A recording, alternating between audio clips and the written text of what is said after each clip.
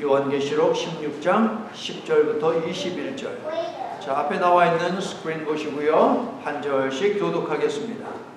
또 다섯째 천사가 그 대접을 짐승의 왕좌에 쏟으니 그 나라가 곧 어두워지며 사람들이 아파서 자기 혀를 깨물고 것과 종류로만 하늘에 하는 비방하고 그들의 행위를 회개하지 아니한다.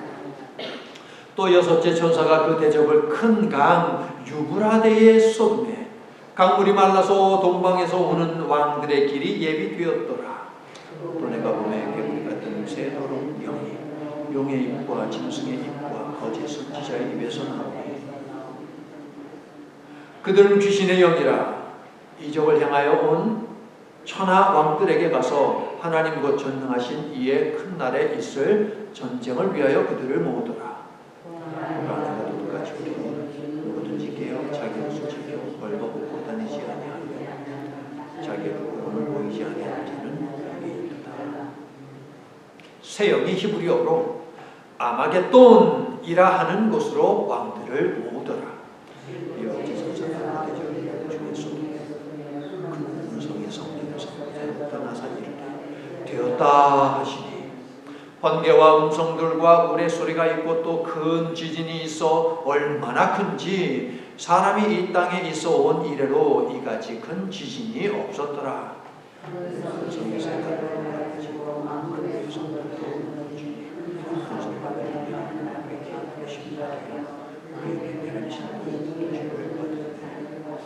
자, 20절 21절 함께 합니다. 각성도 없어지고 산악도 간데 없더라. 또 무게가 한 달란트나 되는 큰 우박이 하늘로부터 사람들에게 내리매 사람들이 큰 우박의 재앙 때문에 하나님을 비방하니 그 재앙의 시름이 크미로라. 아멘. 예수님이 감람산에 오르셨습니다. 감람산에 오르실 때에 예수님께서 마지막 날에 관한 말씀을 해 주셨습니다. 마지막 날에 어떤 일이 있을 것이다 라고 가르치셨습니까? 예수님은 마지막 날에 관해서 아주 집중적으로 그리고 구체적으로 가르쳐 주셨는데 그 내용이 마태복음 24장에 잘 기록이 되어 있습니다. 어디에 있다고요? 마태복음 24장 한번 펴보세요. 51절까지 있어서 정말 많은 내용을 예수님이 가르치셨는데 마태복음 24장 많은 내용이 있지만 마지막 날이 언제냐 무슨 일이 일어나느냐 이것이 중요한 것이 아닙니다. 이것이 중요한 것이 아니고 무엇이 중요한지 제가 알려드릴 테니까 해당 구절 내용 찾아서 여러분 밑줄을 한번 그어보세요. 마태복음 24장 먼저 4절 사람의 미혹을 받지 않도록 주의하라 있죠. 이게 핵심입니다. 또 13절로 가셔서 보시면 또 밑줄을 그어보세요. 끝까지 견디는 자는 구원을 얻으리라. 이것이 또 다른 핵심입니다. 또 36절로 가서 보시면 그날과 그때는 아무도 모르나니 쭉 가서 누구만 안다? 오직 아버지만 아시느니라. 또 42절에도 핵심 내용이 있습니다. 그러므로 깨어있으라. 이것이 핵심이에요. 마지막 날에. 그리고 끝으로 44절 준비하고 있으라. 밑줄 그으셨죠. 자, 이게 마태복음 24장의 핵심이에요. 마지막 날에 결국 예수님이 뭘 가르치려고 하셨습니까? 밑줄 그은 그 내용을 관통하는 찬송가가 있어요. 그것도 한 절. 한 절이 이것을 관통해요. 그것이 우리가 오늘 부른 찬송가 180장 3절이에요. 주님 다시 오실 날을 우리 알 수 없으니 모른다 그랬잖아요. 예수님이. 그렇죠? 항상 기도하고 깨어 있어서 예수님이 말씀하셨죠. 기쁨으로 보좌 앞에 우리 나가서도록 구원받는 거예요. 그때까지 뭐 한다? 참고 기다리겠네. 나팔 불 때 나의 이름 두두두두 부를 때에 잔치 참여하겠네. 구원에 이른다는 거예요. 그러므로 깨어 있어야 한다. 그러므로 기도해야 한다라고 예수님이 가르치시지요. 여러분이 그 자리에 있게 될 것을 믿으십니까? 아멘. 그러기 위해서는 무엇을 지속해야 한다? 깨어 있어야 한다. 깨어 있어야 한다. 사도 요한은 그날에 있을 7 이인 재앙과 7 나팔 재앙 그리고 7 대접 재앙에 관한 환상을 보았습니다. 그런데 언제 일어나느냐 그게 구체적으로 무엇이냐 이것이 중요하지 않다고 말씀을 드렸습니다. 여러분 기억하시지요? 모든 재앙을 우리가 다 살펴보고 이제 마지막 세 개의 재앙만 남겨두었습니다.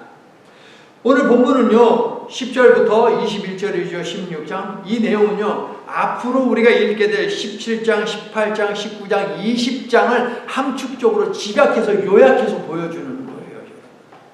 요약해서 보여주는 게 바로 16장 10절부터 21절. 정말 중요한 내용이겠죠, 여러분. 그런데 하나님은 마지막에 있을 심판에 관해 이미 반복 예고하셨어요. 그렇죠? 이미 알려주셨어요. 우리가 지난주 설교 제목으로도 함께 하지 않았습니까? 이미 심판에 관해서는 이미 하나님이 다 알려주셨어요. 예고해 주셨어요. 이미 시작하신 내용들이지 뭐 새로운 것이 없어요. 오늘 본문도 역시 마찬가지예요. 오늘 본문에 새로운 것이 눈에 띄지만 결국 하나님이 다 얘기해 주시는 거예요. 그걸 우리가 보자고요. 자, 이제 다섯 번째 천사가 하나님의 진노의 대접을 붓는데요. 어디에다가 붓습니까? 어디에다가 부어요? 16장 10절. 그렇죠. 자, 네모박스 짐승의 왕좌에. 거기에 네모박스 짐승의 왕좌에. 왜냐하면 왜 네모박스를 하냐면 앞에서 쏟아붓잖아요. 나팔을 불잖아요. 달라요. 거기하고 뭔가 진짜 많이 달라요. 많이 다르기 때문에 야 이거 정말 뭔가 좀 심각한데 라는 것을 우리가 느낄 수 있어요. 짐승의 왕좌에 쏟아내 놓습니다. 무엇을? 하나님의 진노의 대접. 13장 2절을 보면 짐승의 왕좌는 무엇이냐? 용, 즉 사탄이 바다 짐승에게 즉 그리스도에게 준 세상의 권력이에요. 이게 짐승의 왕좌예요. 세상 권력의 자리입니다. 그러니까 바다 짐승에게 속한 자리다라는 것이죠. 사도 요한 당시에는 로마 황제의 그 자리, 로마라는 나라를 생각을 하면 되겠죠. 자, 부었더니 어떻게 됩니까? 10절.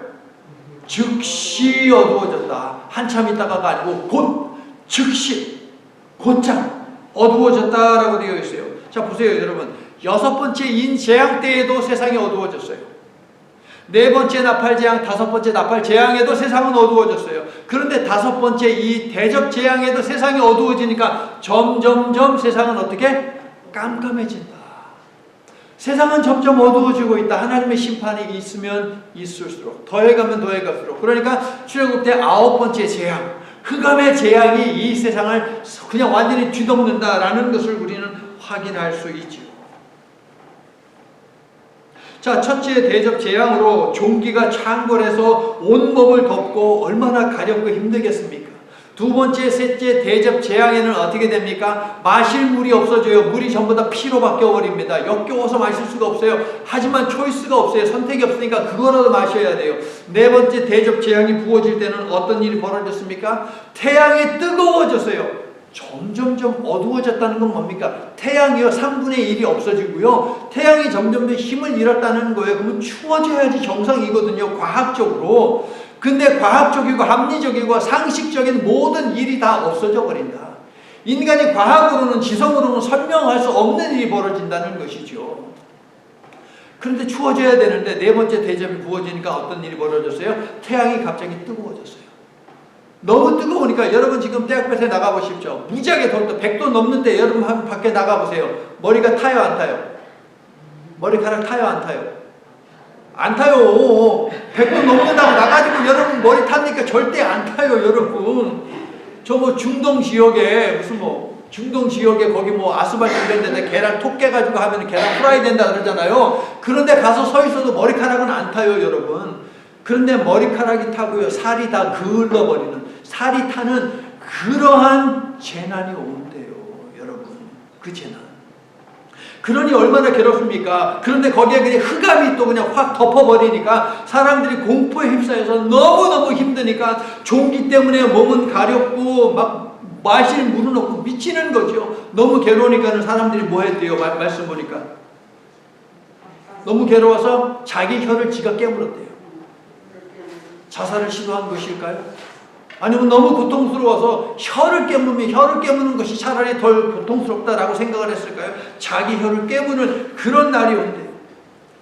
자, 이쯤 되면 회개를 해야 돼요, 안 해야 돼요? 이쯤 되면 회개해야 되잖아요. 그럼 회개합니까, 안 합니까, 이 사람들? 안 해요. 네 번째 대접 재앙 때에도 네 번째 대접 재앙이 끝날 때를 보세요, 여러분. 9절에 보니까 회개해요, 안 해요? 안 해요. 오히려 뭐예요? 하나님을 비방해요. 그런데 5번째 대접 재앙 때도 마찬가지 회개하지 않고 심판하신 하나님을 비방하고 있어요. 왜 이런 고통을 주냐고 자기들의 죄를 살펴보지 않고. 이해가 돼요, 안 돼요? 이런 인간 이해가 돼야 안 돼요? 안 된다고 답은 해야 될 것 같은데 나를 생각하면 그렇게 참 답하기도 하고. 21절을 보세요. 마지막 7번째 대접 재앙이 부어지는데도 이놈의 인간들이 회개합니까? 안 합니까? 마지막 21절 보니까 안 해요. 하나님을 비방해요. 하나님을 비방해요. 이게 뭡니까? 귀 있는 자들만이 들을 수 있는 음성의 회개 축복구나 라는 것을 알 수 있어요. 그러므로 죄를 인정하고 용서를 구하는 것은 그리스도인의 특권 중에 하나다. 다시 하나님 앞에 나의 죄를 앓을 수 있는 것, 이것은 그리스도인만이 가지고 있는 특권이에요, 여러분. 모든 사람에게 회개할 수 있는 기회를 주세요. 지금도 주십니다. 그런데 그 사람들이 회개합니까? 회개하지 않는 사람들이 많죠. 그러므로 회개하는 심령을 가지는 것은 무엇이냐? 하나님이 주신 엄청난 특권을 가지고 있다라는 거예요. 동의하십니까, 여러분? 그러므로 어떤 사람이 복이 있습니까? 들을 귀를 가진 사람이 복되더라. 들을 귀를 가지고 회개하는 마음을 가지고 그 입술을 가진 사람이 복이 있다라는 것을 알 수 있지요. 그럼 여러분은 복된 사람입니까? 들을 귀죠? 할렐루야. 근데 왜 웃으면서 대답하세요? 자, 태초의 인간은요, 하나님이 금지하신 선악과를 먹었죠. 그렇죠. 먹고 나서 뭐라고 했어요? 왜 먹었냐라고 하니까 아담이 뭐라고 그랬어요? 하나님이 주신 저 여자가 줘서. 저 여자 때문에. 여자는 뭐라 그래? 하와는 하나님이 만드신 저 뱀이 줘서. 결국 누구 때문이라는 거예요? 하나님 때문에. 이게 태초로부터 오늘에 이르기까지, 아니 세상이 망하기 그 직전까지 있는 인간의 죄의 성품이에요. 죄를 인정하지 않더라 라는 것이죠. 세상이 망하기까지 이 못된 죄의 성품은 바뀌지 않는다 말씀을 통해서 확인할 수 있어요. 그런데 예수님은 아무 죄 없으시면서도 모두 자신의 죄로 끌어안고 죄인으로 십자가에서 죽지 아니하셨습니까, 여러분? 이 예수님으로 말미암아 죄 용서받은 우리는 하나님이 죄라고 하신 일들에 대해서 이런저런 핑계나 구실 대신에 죄를 인정하고 용서하는 삶을 살아야 하지 않겠습니까, 여러분? 하나님 회개하는 자들을 반드시 용서하시는 사랑의 하나님, 은혜의 하나님이시니 죄가 찾아질 때마다 하나님 앞에 죄를 고하고 용서를 구하는 저와 여러분이 될 수 있기를 예수님의 이름으로 축원합니다. 복 받고 싶잖아요. 그렇죠? 여기 설교 제목대로 복된 사람이 되기를 원하잖아요. 그 인생이 복돼요, 여러분. 자, 심판이 이제 막바지로 가고 있습니다. 최종적이고 완전한 마지막 심판을 앞두고 이제 6번째 천사가 짜잔 하고 등장을 하는데, 6번째 대접 재앙은 무엇이냐? 7번째 대접 재앙을 준비하는 거예요. 아시겠죠? 거기에 무슨 재앙이 있는 게 아니고 7번째 재앙을 준비하는 재앙이니 얼마나 무시무시한 재앙이 기다리고 있는 것입니까, 여러분? 자, 6번째 천사는요, 어디에 하나님의 진노의 대접을 쏟아붓습니까? 12절. 자, 거기도 이제 네모박스, 큰 강 유브라데에 라고 되어 있죠. 거기 네모박스. 뭔가 다르잖아요. 전하고 다르잖아요. 큰 강 유브라데에, 앞에서는 짐승의 보좌에, 다릅니다. 유브라데. 이스라엘의 북동쪽 경계선에 있는 유브라데 강에서는 아시리아, 바벨론, 메데, 페르시아, 헬라, 로마 등 여러 나라들이 흥망성쇠를 반복했는데요.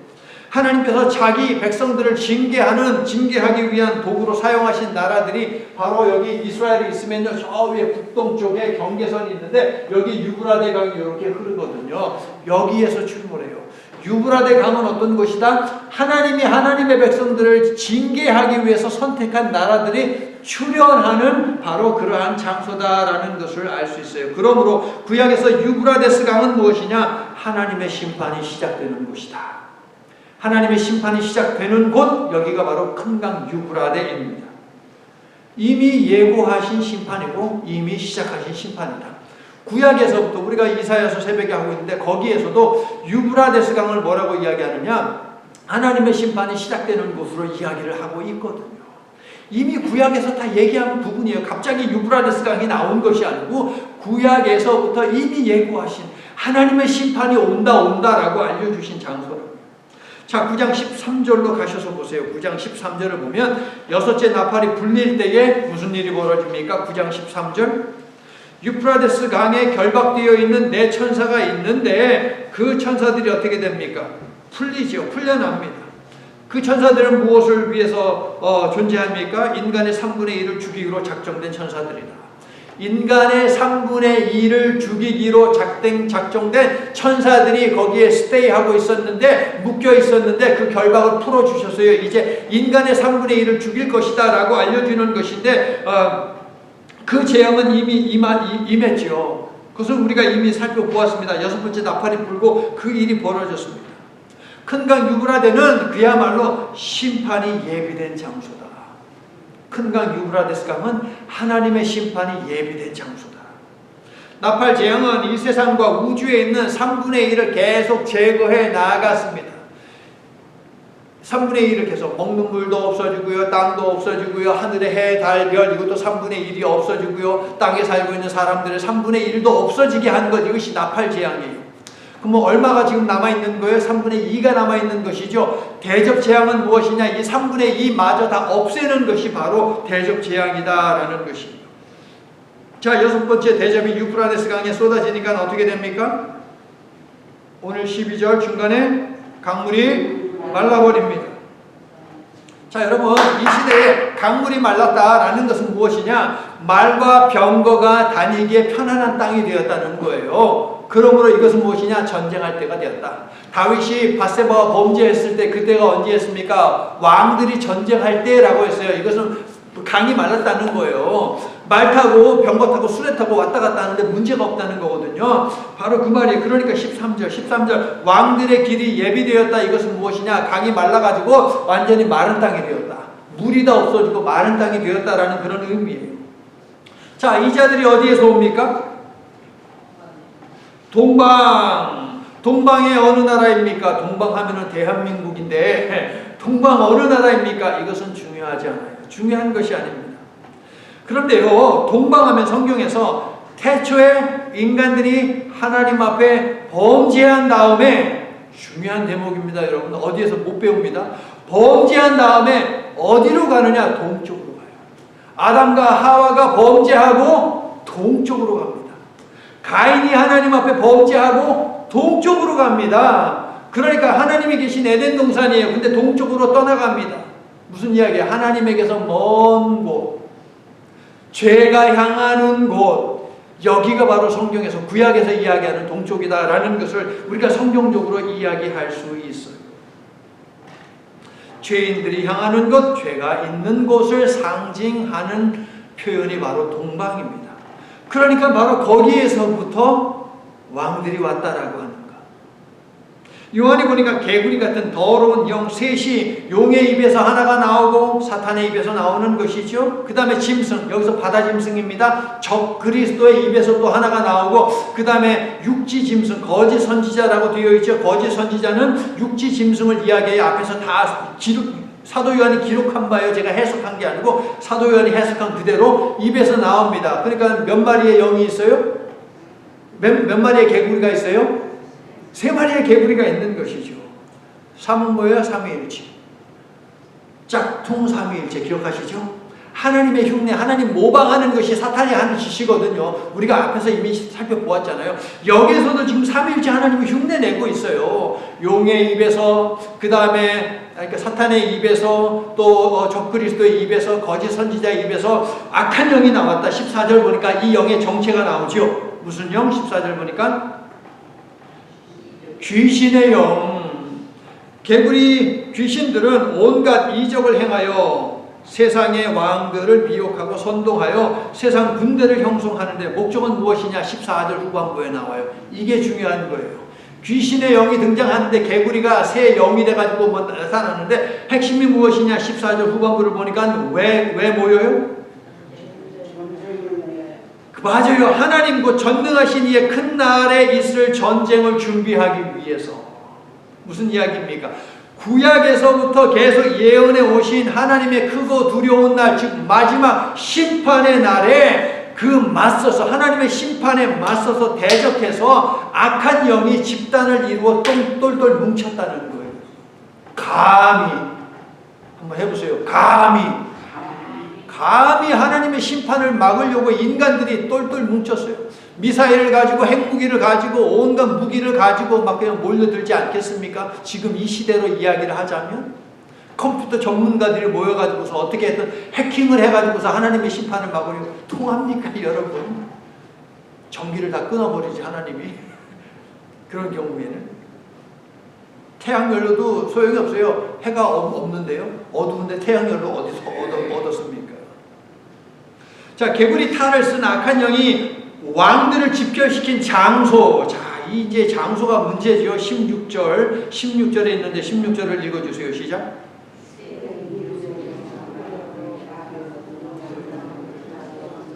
자, 드디어 등장합니다.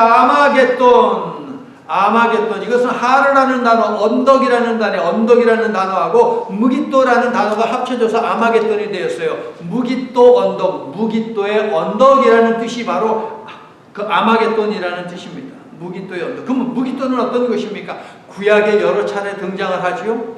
사사 두보라가 전쟁을 싸웠던, 가나안 사람들 대상으로 싸웠던 장소가 바로 무깃도. 여호수아도 이 무깃도에서 전쟁을 치르고요. 엘리야도 이 무깃도로 바알을 숭배하는 제사장들을 끌어가지고서 거기서 처단을 합니다. 요시야 왕, 이스라엘의 최고의 성군, 다윗보다도 더 멋진 왕이라고 저는 생각을 하는데, 그 요시야 왕이 이집트와 전쟁을 벌여서 그냥 안타깝게 죽어요. 거기가 바로 무깃도예요. 스가랴 선지자는 여호와의 날에 무깃도 골짜기에 있는 애통이 예루살렘에 있게 될 것이다 라는 말도 했어요. 무깃도에서 뭔가 벌어진다라는 것을 스가랴가 이야기한 것이죠. 마지막 여호와의 날에. 본문 19절을 보니까 그래요. 어떻게 됩니까? 큰 성 예루살렘이 셋으로 쪼개진다. 두 동강이가 아니고 세 동강이 난다는 건 뭐냐면 완전히 파괴된다는 것을 이야기하는 거예요. 19절에 큰 성, 이것은 예루살렘을 이야기하는 거예요. 그런데 성도 여러분, 비록 악한 영이 하나님과의 치욕 일전을 위해 온 천하의 왕들과 그들의 군대를 이곳으로 불러 모으지만 악한 영은 패배하여 심판받을 것이다 라는 것 이미 12장에서 12장 7절, 8절, 9절에서 이미 다 예고하셨어요. 그래서 성경을 배울 때 앞에서부터 하나하나 차곡차곡 배우는 것이 굉장히 중요하거든요. 이미 시작 12장에서 하나님은 저 사탄이 패배한 존재라고 이미 선포하셨어요.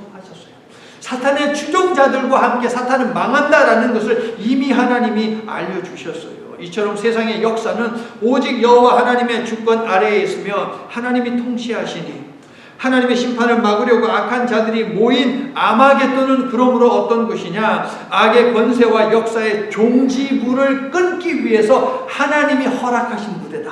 하나님이 준비하신 무대다라는 거예요.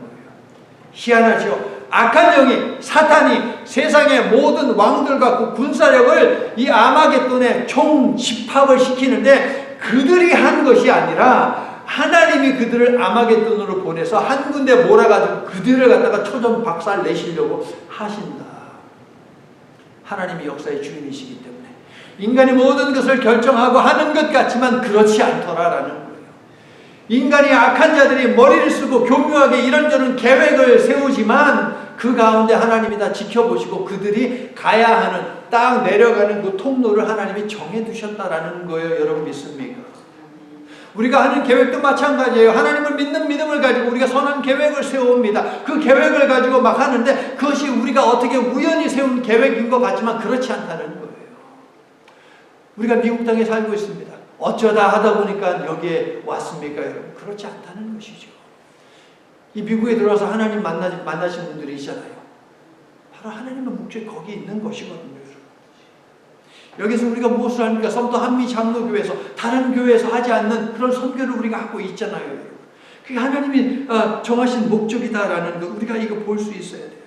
악이 최후 발악하는 이 전쟁은 주님의 재림으로 종결이 되거든요. 예수 그리스도의 재림으로 이 전쟁은 끝나요. 하나님을 향해 대적하던 자리는 그들의 무덤이 될 것이 틀림없다. 제가 확인시켜 드릴게요. 정말 예수 그리스도의 재림으로 이 전쟁이 끝나느냐? 19장, 계시록 19장. 요한계시록 19장. 자, 제가 19절 읽을게요. 여러분이 20절 읽어주세요. 19절 먼저 읽을게요. 19장 19절. 또 내가 보매 그 짐승과 땅의 임금들과 그들의 군대들이 모여 그 말탄 자와 그의 군대와 더불어 전쟁을 일으키다가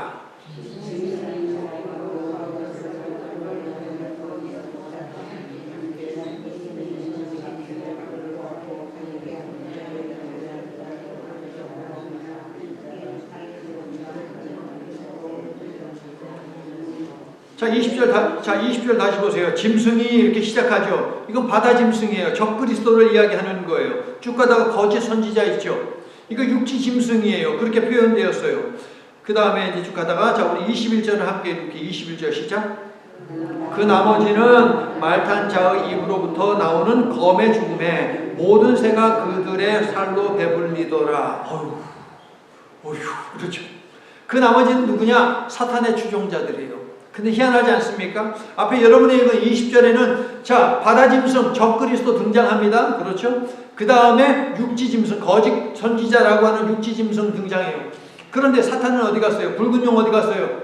그 추종자들도 칼에 의해서 죽는다 그랬어요. 사탄은 어디 갔어요? 사탄은 어떻게 되는 거예요?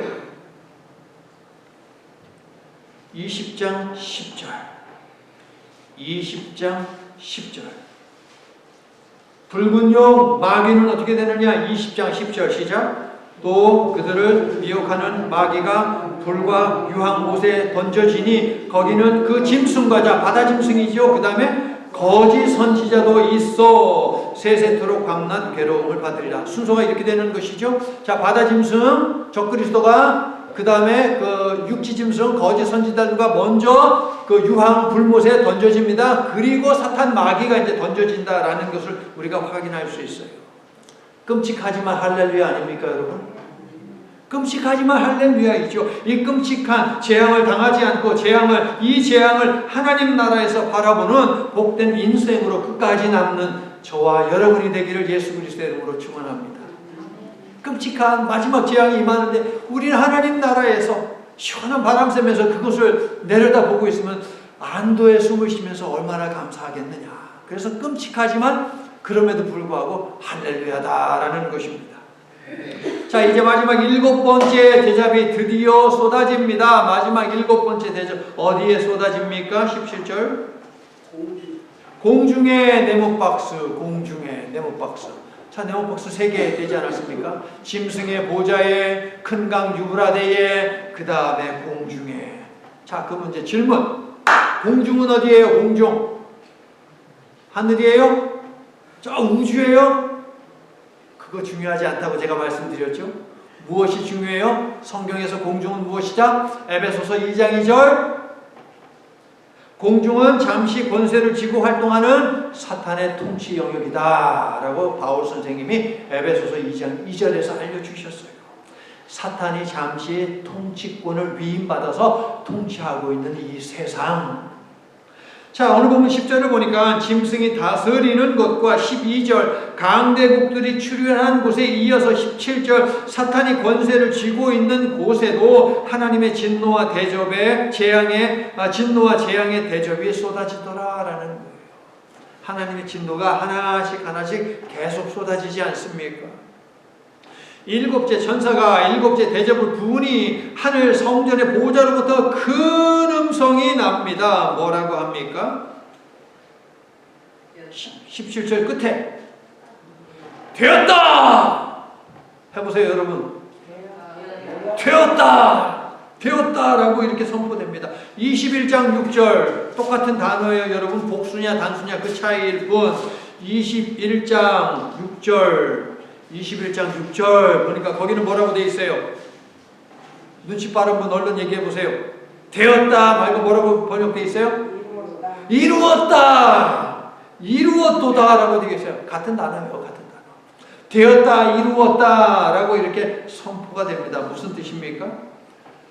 예수님은 십자가에서 이렇게 말씀하셨지요. 다 이루었다 라고 말이에요. 물론 이제 그 수동태로 번역이 돼야 되는 게 맞아요. 이루어졌다라고 되어야 돼요. 자, 다 되었다. 이거 뭡니까? 하나님의 심판이 끝났다라는 그런 의미죠. 사탄과 그의 종들은 유황 불못에 던져지고 추종자들은 칼 맞은 후에 새밥이 됩니다. 18절 보니까 그것이 끝이 아니지요. 어떻게 됩니까? 그들에게 번개와 음성들과 우레소리와 큰 지진을 보내십니다. 21절을 보니까 큰 우박도 보내십니다. 19절은 하나님의 맹렬한 진노의 포도주 잔을 받는 것으로 그렇게 묘사를 하고 있습니다. 금식하지 않습니까? 그런데 영어 설교에서 짚어드렸듯이 앞에 인재앙과 나팔재앙 때는 중간중간에 쉬는 게 있었어요. 그래서 회개할 기회를 계속 줬습니다. 대접재앙 보니까 어때요? 지난주하고 보니까 계속해서 그냥 주르륵 하고 재앙이 임합니다. 회개의 기회는 없어요. 자, 여러분 지진을 경험해 보셨습니까? 살면서 지진 경험해 보셨어요?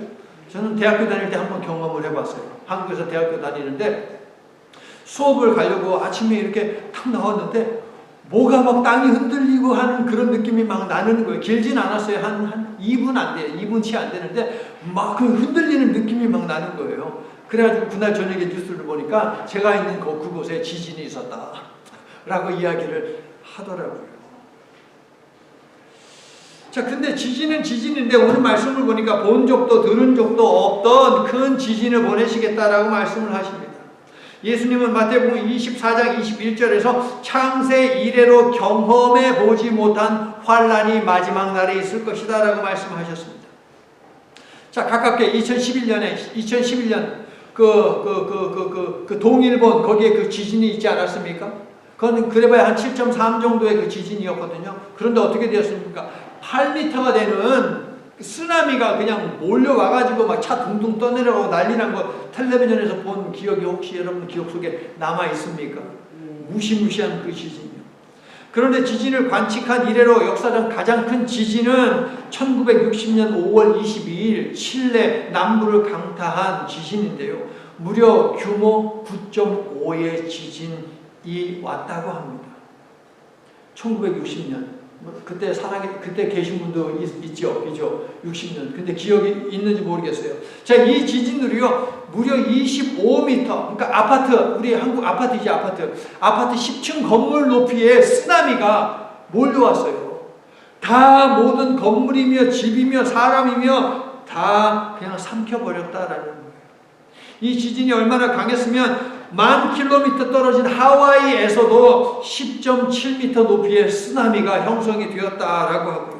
하와이보다도 더 먼 알라스카보다도 더 먼 일본에서도 이 지진, 칠레에서 일어난 지진을 갖다가 느꼈다라고 해요. 그 영향이 있었다고 합니다. 얼마나 무시무시한 지진입니까? 그런데 18절 말씀을 보니까 그것과는 비교가 되지 않는 대지진을 하나님이 예고하고 계십니다. 역사상 가장 많은 피해를 입힌 지진은 어떤 것인가 찾아보니까 1556년 1월 23일 중국 산시성에서 8.0의 지진이 있었는데 여러분 약 83만 명 수치로 그러니까 100만 명이 넘는 사람이 이 지진으로 인해서 죽은 거예요. 땅이 갈라져서 떨어져서 죽고 건물에 그냥 깔려서 죽고 흙에 깔려서 죽고 그렇게 죽었어요. 2010년 1월 12일에도 IT에 지진이 있었습니다. 7.0, 222,570명. 숫자가 이러니 이거보다 더 많은 사람들이 죽임당한 것이죠. 그러나 하나님이 심판하시는 날에는 이것과 비교가 되지 않는 큰 지진이 있을 것이다 라고 하는데 여러분 상상이 됩니까? 이거보다도 더 심각한 지진이 무엇일까? 19절 보세요. 19절 보니까 세상의 모든 성들, 그러니까 모든 나라가 완전히 파괴가 된다. 20절 보세요. 끔찍하죠? 섬도 산도 지진에 의해서 삼킨바 된다. 섬이 사라져요. 산이 사라져요. 땅이 사라집니다. 지금 지구본 하면 지도가 있잖아요. 이 지도가 다 바뀔 거예요. 그때가 되면. 심한 지진으로 인해 엄청난 지각 변동이 발생하면 어떤 일이 벌어집니까? 땅속에는 여러분 라바라고 하는 용암이 있어요. 밑에 용암이 있습니다. 이것이 분출됩니다. 화산이 폭발하게 됩니다. 화산이 폭발하면 엄청난 연기가 하늘을 뒤덮지 않겠습니까? 하늘을 뒤덮으면 기온이 갑자기 떨어지죠. 기온이 떨어지면 무슨 일이 벌어집니까? 우박이 만들어지는 거예요. 우박이 만들어져 가지고 이 우박이 떨어져요. 그런데 21절을 보니까 우박 이야기 나옵니다. 큰 우박이 만들어져서 떨어집니다. 그런데 무게가 얼마나 된대요? 21절 한 달란트, 나라마다 이 한 달란트가 얼마냐, 무게 단위가 이 시대에 각각 다르지만 이렇게 쉽게 설명을 드릴게요. 여러분 몸무게 있죠? 그 몸무게의 반, 그리고 지금 여러분의 몸무게, 그 정도 되는 무게의 우박이 하늘에서 떨어져요. 여러분 머리통 한 대 맞았다 어떻게 될까요? 즉사합니다. 요 정도 높이에서 떨어지는 게 아니고 저 하늘에서부터 떨어지면 가속도가 붙는 거예요. 여러분, 가속도가. 점점 속도는 빨라지는 거예요. 처음에는 뭐 1마일이었는데 점점 2마일, 3마일 해가지고서 100마일, 뭐 200마일, 1000마일 그 속도로 떨어지면 여러분 그냥 두개골 남아나지 않습니다. 그냥 끝나는 거예요. 그런 우박이 있을 것이다 라고 말씀을 하는 것이죠. 그런데 21절을 보니까 이 끔찍한 재앙 앞에서도 회개하지 않고 오히려 하나님을 비방하는 것을 보십시오, 여러분. 도대체 인간은 어떻게 되먹은 것입니까? 유행가 중에 이런 유행가가 있어요. 사랑은 아무나 하나 어느 누가 쉽다고 했나. 여기다 회개를 넣으세요. 회개는 아무나 하나 어느 누가 쉽다고 했나. 이거 맞는 거예요. 믿음도 마찬가지예요. 믿음은 누가 갔나? 어느 누가 쉽다고 했나. 믿음도 쉬운 것이 아니거든요, 여러분. 용서하시는 하나님의 은혜를 아는 사람만이 할 수 있는 것이 회개고, 그래서 회개는 성도의 특권이다라고 제가 다시 한번 말씀을 드리는 것입니다. 회개하는 사람이 복이 있다. 믿습니까, 여러분? 회개하는 사람이 복이 있어요. 왜냐하면 예수님이 이 땅에 오셔서 처음 하신 설교가 무엇입니까? 천국이 가까웠다. 회개하고 복음을 믿으라 라고 하잖아요. 회개가 그만큼 중요한 거예요. 회개가 없으면 복음을 믿을 수가 없어요. 회개가 없으면 구원을 받을 수 없어요. 그러므로 죄가 찾아지면 하나님 앞에 회개해야 하는 거예요. 예수께서 회개하는 성도들을 축복하고 촉구하신 말씀 15절, 지난 주일에도 15절을 우리가 읽었어요. 너무 중요한 말씀이거든요. 15절을 우리가 함께 읽을게요. 시작. 보라, 내가 도둑같이 오리니 누구든지 깨어 자기 옷을 지켜 벌거벗고 다니지 아니하며 자기의 부끄러움을 보이지 아니하는 자는 복이 있도다. 예수님은 심판을 피하는 복된 인생이 되려면 두 가지가 충족되어야 한다라고 15절에서 이야기합니다. 첫 번째 뭐예요? 첫 번째 조건은 깨어있어라. 깨어있어야 한다라고 하십니다. 마태복음 24장에서 확인됐듯이 예수님은 세상의 마지막 때에 도둑같이 재림할 것이다 라고 말씀하시면서 깨어있어라 라고 이야기하죠. 24장 그 부분에서 예수님이 신부 이야기도 하잖아요. 등불을 준비하여라 라는 이야기도 하시지 않습니까? 자, 심판을 피하는 복된 사람이 되기 위한 두 번째 전제 조건은 무엇입니까? 옷을 입고 있어야 한다는 거예요. 옷을 입고 있어야 한다. 어떤 옷을 입고 있어야 합니까? 7장 14절. 어떤 옷? 7장 14절 보니까 어린 양의 피로 씻어 희게 한 옷. 어린 양의 피로 씻어 희게 한 옷. 여러분 굉장히 중요해요. 여러분 그 말씀에다가 15절 거기 옷 있잖아요. 옷을 입어야 된다. 거기다 7장 14절 적고 집에서 여러분 확인하세요. 어린 양의 피로 씻어 희게 한 옷. 또 한번 적으세요. 6장 11절은요. 흰 두루마기라고 불러요. 제단 아래에서 우리의 억울함을 풀어주시는 것이 언제입니까? 라고 하소연한 순교자들이 있잖아요. 그 소리를 듣고 주님이 하신 이야기가 흰 두루마기를 주시면서 야 입고 기다려 라고 말씀하셨어요. 그 흰 두루마기. 그 다음에 19장 8절을 보면 그것도 적으세요. 집에서 확인하세요. 뭐라고 얘기하느냐? 빛나고 깨끗한 세마포 옷이라고 이야기합니다. 곧 성도들의 행실이다 라고 그렇게 이야기하는데, 빛나고 깨끗한 세마포 옷이에요. 자, 이것을 어린 양 신부가 입는 옷이다 라고 이야기를 하는데요.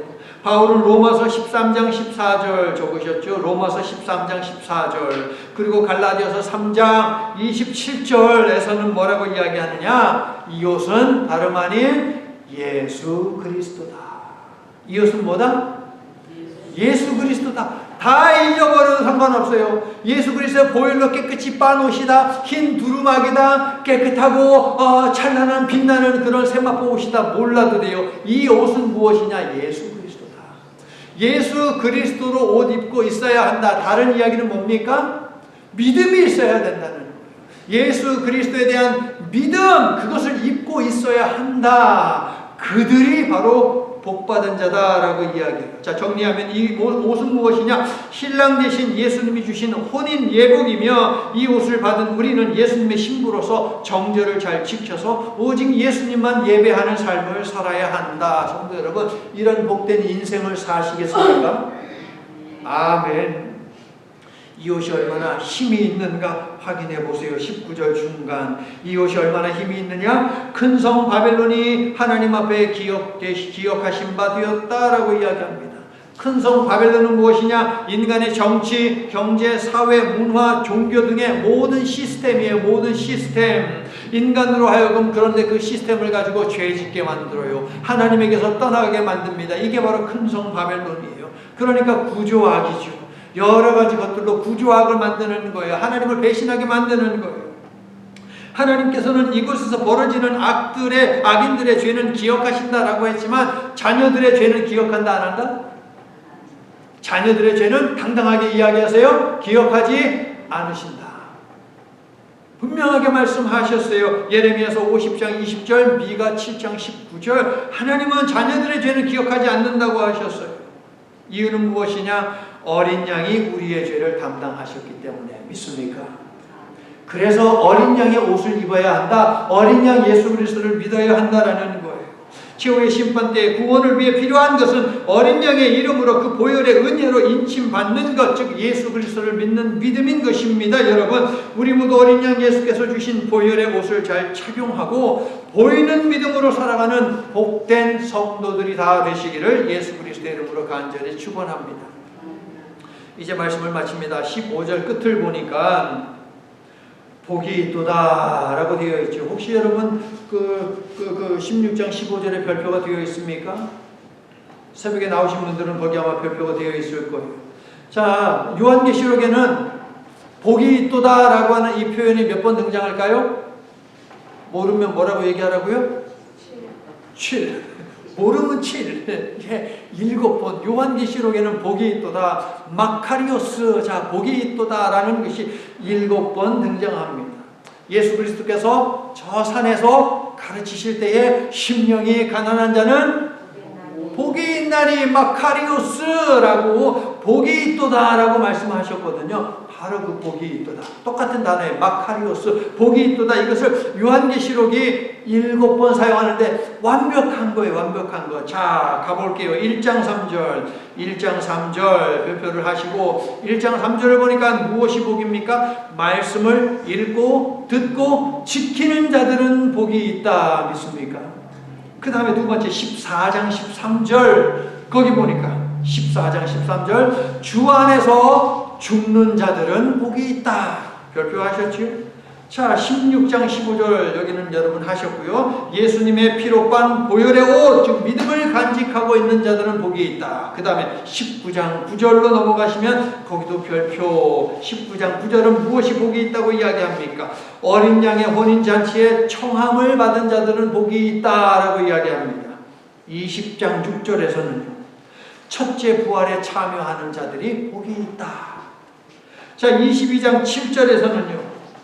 두루마리에 적힌 예언의 말씀을 지키는 자들은 복이 있다라고 이야기합니다. 뭐라고 적혀 있을까? 어린 양 예수 그리스도를 믿는 자들은 구원받는다라고 이렇게 간단하게 적혀 있지 않았을까? 또 14절, 22장 14절을 보니까 두루마리에 적힌 22장 14절을 보니까 자기 두루마기를 빠는 자들은 복이 있다. 뭘로 빨아야 돼요? 예수 그리스도의 보혈로.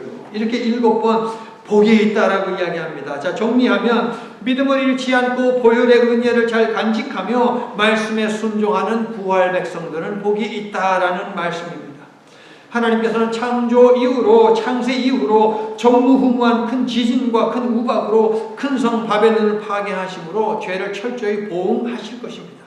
재앙은 인생이 하나님을 떠나 돌이키지 않은 완악함에 대한 당연한 대가이고 결과입니다. 그런데 안타깝게도 고통이 모든 사람을 성숙으로 인도하는 것은 아니더라. 살아보니까, 신앙생활을 해보니까, 더불어 신앙 공동체 속에서 함께 해보니까 고난이라는 것이, 고통이라는 것이 모든 사람을 성숙으로 인도하지는 않더라. 여러분도 동의하실 거예요. 그렇죠?